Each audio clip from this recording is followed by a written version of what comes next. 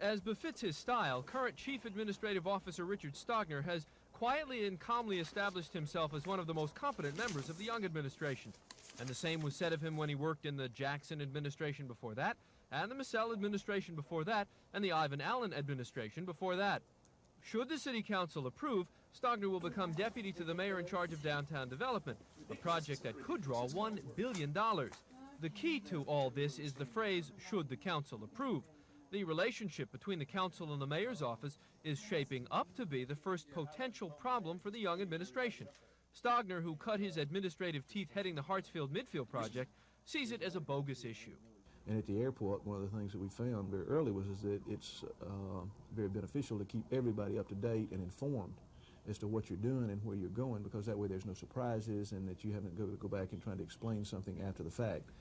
So I don't anticipate that being, in terms of my personal relationship with the council, involved with the council, I still think that that'll be, one of the things that I'll be very involved with.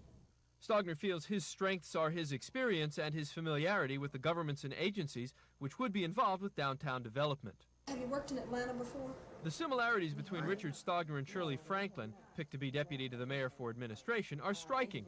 They both served under the Jackson administration, they both survived to serve under Young, and they are now the mayor's two most important designees.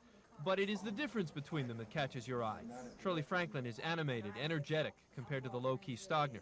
Where Stogner is Atlanta born and raised, she comes from Philadelphia.